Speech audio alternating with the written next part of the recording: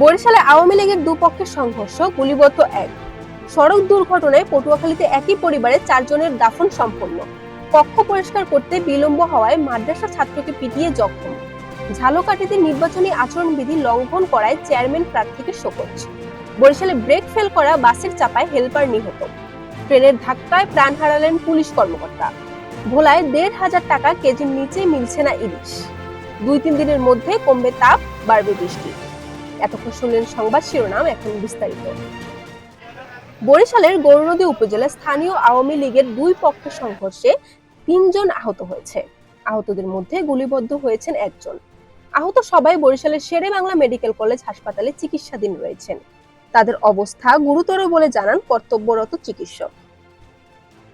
হবিগঞ্জের মাধবপুরে private car ও ট্রাকের মুখোমুখি সংঘর্ষের ঘটনায় নিহত একই পরিবারের 4 জনের দাফন সম্পন্ন হয়েছে। শুক্রবার সকাল 10টায় স্থানীয় মাঠে দুটি জানাজা শেষে পারিবারিক কবরস্থানে দাফন করা হয়।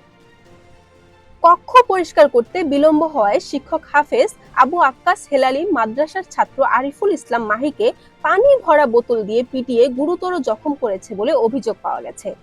আহত ছাত্র এমন অভিযোগ করেন। ওই ছাত্রকে স্বজনরা উদ্ধার করে মঙ্গলবার দুপুরে আমতলী উপজেলা স্বাস্থ্য কমপ্লেক্সে ভর্তি করেছে। ষষ্ঠ উপজেলা পরিষদের দ্বিতীয় ধাপের নির্বাচনে ঝালকাঠি সদর উপজেলায় নির্বাচনী আচরণবিধি লঙ্ঘন করায় আনারস প্রতীকের চেয়ারম্যান প্রার্থী খান আরিফুল রহমানকে কারণ দর্শানোর নোটিশ দিয়েছেন জেলা নির্বাচন কমিশন। একই সঙ্গে শনিবার 4 মে জেলা নির্বাচন অফিসে উপস্থিত হয়ে জবাব দিতে বলা হয়েছে। বরিশালের নতুল্লাবাদ কেন্দ্রীয় বাস টার্মিনালে ব্রেক ফেল করা বাসের চাপায় চালকের সহকারী নিহত হয়েছেন। বৃহস্পতিবার বেলা 11:30টার দিকে এ ঘটনা ঘটে। নিহত মোহাম্মদ জিহাদ ভোলার চরফেশন উপজেলার বাসিন্দা। বরিশাল ঢাকা রুটের সুগন্ধা পরিবহন বাসের হেলপার ছিলেন তিনি। কুষ্টিয়া মিরপুর অরক্ষিত রেল ক্রসিং এ ট্রেনের ধাক্কায় মোটরসাইকেলে আরোহী এক পুলিশ কর্মকর্তা নিহত হয়েছেন।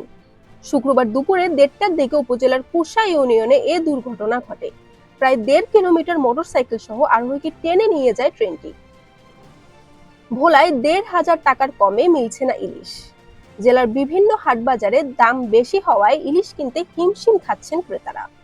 1 কেজি সাইজের ইলিশের হালি 8 থেকে 9,000 টাকা দাবি করেন বিক্রেতারা। ব্যবসায়ীরা তাদের ইচ্ছে মতো দাম হাঁকিয়ে রাখায় ইলিশ না কিনে অন্য মাছ কিনে বাড়ি ফেরেন ক্রেতারা। আগামী কয়েকদিনের মধ্যে দেশে বৃষ্টির প্রবণতা বৃদ্ধি হতে পারে বলে পূর্বাভাস জানিয়েছে আবহাওয়া অধিদপ্তর।